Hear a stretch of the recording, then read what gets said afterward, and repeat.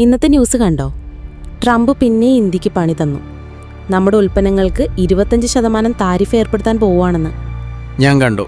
August 1 മുതലല്ലേ? ഇത് നമ്മുടെ കയറ്റുമതി മേഖലയ്ക്ക് വലിയൊരു അടിയായിരിക്കുമല്ലോ. എന്താണിപ്പോൾ പെട്ടെന്ന് ഇങ്ങനൊരു തീരുമാനം എടുക്കാൻ കാരണം? ട്രംപിന്റെ ന്യായീകരണം കേട്ടില്ലേ? ലോകത്തെ അമേരിക്കൻ ഉൽപ്പന്നങ്ങൾക്ക് ഏറ്റവും കൂടുതൽ ഇറക്കുമതി തീരുവ ചുമത്തുന്നത് ഇന്ത്യയാണെന്ന്. പോരാത്തതിന് നമ്മൾ റഷ്യയുടെ കയ്യിൽ നിന്നാണ് കൂടുതൽ പ്രതിരോധ സാമഗ്രികൾ വാങ്ങുന്നതെന്നും പുള്ളിക്ക് പരാതിയുണ്ട്. ഓ, അപ്പോൾ അതാണ് കാര്യം. പക്ഷേ ചർച്ചകളൊക്കെ പരാജയപ്പെട്ടെന്ന് പറയുന്നുണ്ടല്ലോ. നമ്മുടെ കാർഷിക വാഹന വിപണികളൊക്കെ തുറന്നു കൊടുക്കാൻ നമ്മൾ തയ്യാറാവാത്തതാണത്രേ പ്രധാന പ്രശ്നം.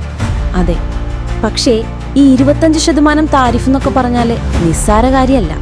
സ്റ്റേറ്റ് ബാങ്ക് ഓഫ് ഇന്ത്യയുടെ റിപ്പോർട്ട് പ്രകാരം ഇത് നമ്മുടെ GDP-യെ വരെ മോശമായി ബാധിക്കും.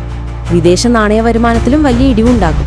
മോദിയും ട്രംപും തമ്മിൽ നല്ല സൗഹൃദത്തിലാണെന്നൊക്കെ അല്ലായിരുന്നോ നമ്മൾ കേട്ടുകൊണ്ടിരുന്നത്? എന്നിട്ടിപ്പോൾ ഇങ്ങനെ എന്താ? G7 ഉച്ചകോടിയിലും മോദി എത്തും മുന്നേ ട്രംപ് സ്ഥലം വിട്ടതൊക്കെ ഇതിന്റെ സൂചനയായിരുന്നോ? സംശയിക്കേണ്ടിയിരിക്കുന്നു.